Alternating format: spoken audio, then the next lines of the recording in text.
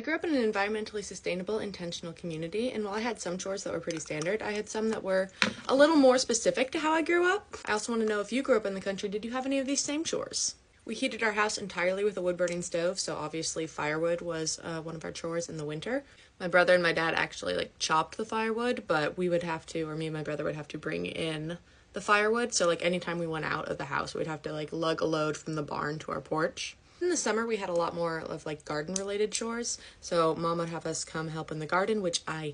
hated. Have you ever had to wrap twine around posts for tomatoes, and then your mom comes in after you've done it all, and she's like, "Oh, it's too loose, do it all again." Yeah.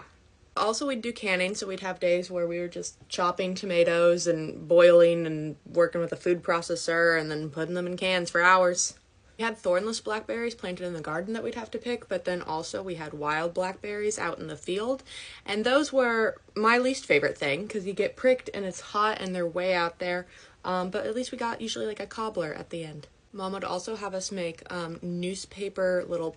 planter pots, so they would be biodegradable, and so we'd be sitting there with this little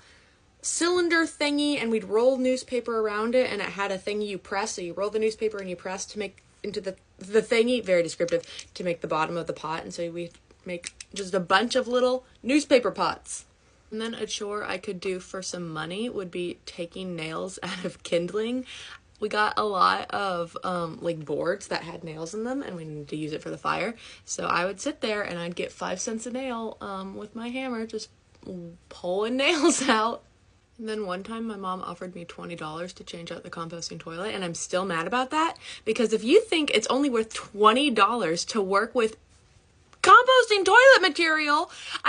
Then one time Mom had us organize the drawers of a toolbox, and then also we had chickens, so we'd have to go get the eggs and stuff. Yeah, if you grew up in the country, let me know if you had any similar chores.